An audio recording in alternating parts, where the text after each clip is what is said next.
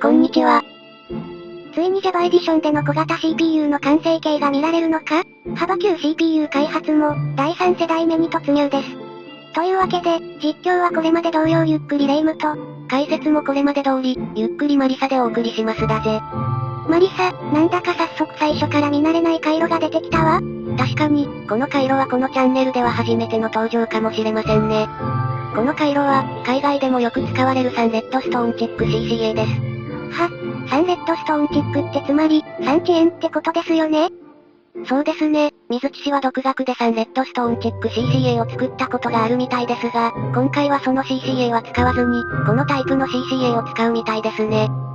なんでせっかく自分で開発したのに、それを使わないんでしょうか？多分、今回の用途にはこの CCA の方が適していたのだと思います。そういえば、第2世代の ALU は第1世代の有用でしたが、第3世代では変わるんですね。そうですね。この変更がどう出るのか楽しみですね。おや？あれは何でしょう？この回路も、初めて見る気がします。あれは、位置的にも、おそらくレジスタだと思います。これがレジスタですか？壊した。もしかしたら、レジスタも大幅に刷新しようと考えているのかもしれません。ちなみに、この第3世代幅級 CPU は、今の水木氏の限界に挑むつもりだったので、何度も作り直しを重ねています。なので、今作ったレジスタも、最終的には別のものが採用される可能性もあります。そうなんですね。待って、なんでマリサ何度も作り直しを重ねるとわかるの？それに、もし本当にレジスタがこのサイズになってしまったら、下の方に配置していたロムをどうするのかという問題も出てきてしまいます。確かに、上の方のレジスタを小型化しても、ロムの方が大きいままじゃ意味ありませんもんね。まあ、なので、おそらくレジスタは大きく変わることはないと予想しています。それじゃあ、第3世代での変更点は、ALU のみになってしまうんでしょうか？今のままだと、そうなってしまいますが、そうならないことを祈りましょう。確かに、このレジスタは第1、2世代と同じレジスタですね。ならせめて、レジスタ容量アップとかしませんかね？それはないと思います。そんなことをしてしまうと、サイズも大きくなってしまいますし。これは、水木氏やりやがったなぁ。明らかに前世代のレジスタそのものですね。まあ水木氏は約3ヶ月近くレジスタを研究して、今のこの形になったので、おそらくもうすでにレジスタは完成形だったのでしょうね。まあ確かに、そう言われると仕方ないのかも。おや？ここはレジスタの命令デコーダーのところですね。なんだか、命令デコーダーも作り変えているのでしょうか？どうやらそうみたいですね。第1世代から第2世代でレジスタの命令デコーダーも大きく変更されていたので、もしかしたら、第2世代から第3世代でも、大きく変わるのかもしれません。レジスタそのものに変更は加えられませんでしたが、命令デコーダーの方にはテこ入れが行われるということですね。どうやら、そのようですね。水木氏は、この CPU の制作を始める前に、オープンチャットで宝箱さんに優秀なデコーダーを教えてもらえたようなので、それをベースに、水木氏なりに改造したものを使うつもりみたいですね。そうだったんですね。宝箱さんありがとうございます。今はどうやら、レジスタの出力側の命令デコーダーを作っている感じですかね？いえ、どうやら、今作っているのは、レジスタの保存側と出力側の両方が一体となった、少し特殊な命令デコーダーのようです。そんなことして、干渉とかしないんですか？水木氏は、この CPU の場合、両方同時に命令が入ってくることはないことを見つけたので、問題ないそうです。そうなんですね。そういえば、これまでの幅級開発の動画では影モッドなどはありませんでしたが、この動画では影モッドを使っているみたいですね。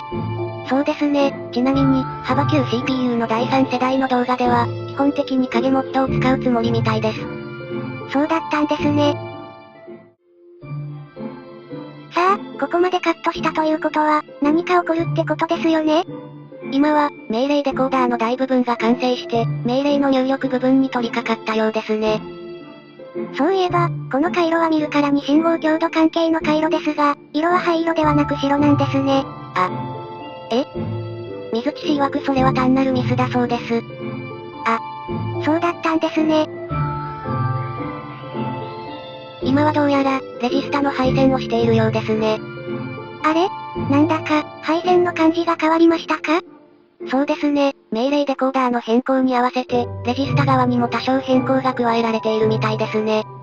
そういえば、レジスタのこの部分には、第1、2世代の両方で赤の斜め線が入っていましたね。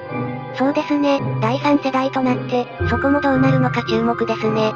今はまだ、レジスタは真っ白のままみたいですね。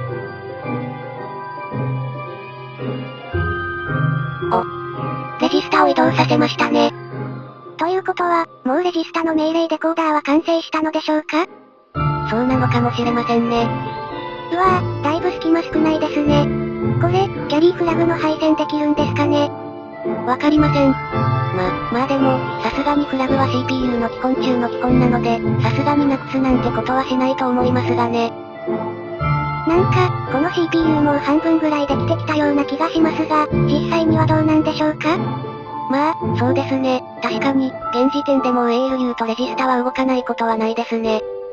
ですが、今回の CPU は限界に挑戦するような感じです。なので、命令デコーダーのさらなる小型化に挑戦するみたいです。これは IO ポートですか？そうみたいですね。どうやら、命令デコーダーの変更のついでに、IO ポートも作り直すみたいですね。そうだったんですね。あれ？それだと、上の方では前世代のをそのまま使ったのはレジスタのみ。そうなりますね。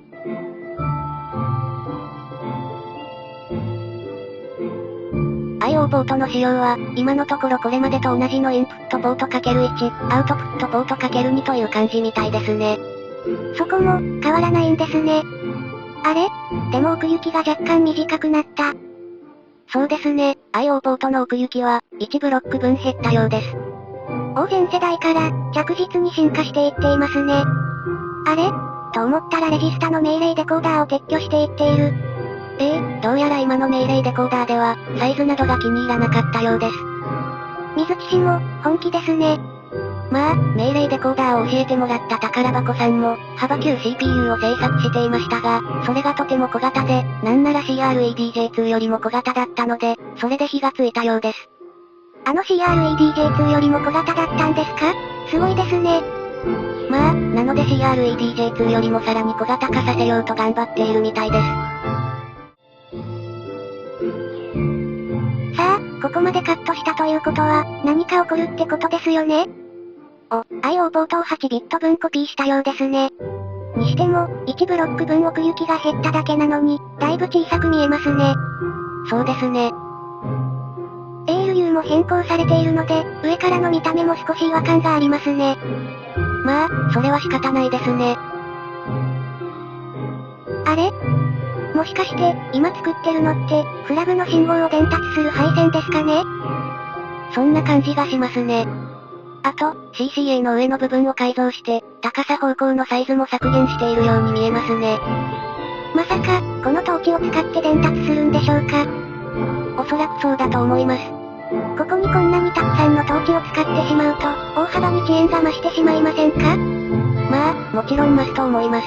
ですが、そもそもここ以外に配線できるスペースもないので、これしか手がなかったんだと思います。BE なら、ガラスを使って無遅延で下の方に伝達できますが、JE は仕様が違うので、こうしたのですね。あれ？でも、なんだか別のに置き換えてますか？そうみたいですね。どうやら水木氏もどうにか遅延を減らそうとしているみたいですが、今のところいい方法は見つかっていないみたいですね。さあ、ここまでカットしたということは、何か起こるってことですよね。おや？ここは IO ポートの命令デコーダーのあたりですか？はい、そうです。ちなみに、レジスタの命令デコーダーを変更したので、レジスタのアドレスの一部を IO ポートに割り当てているこの CPU ではレジスタの命令デコーダーから IO ポートにも伝達する必要があり、その配線を通すのが、すごく難しいみたいです。そうだったんですか。このレジスタの命令デコーダーは前世代よりさらに小型化されたので、余計大変そうですね。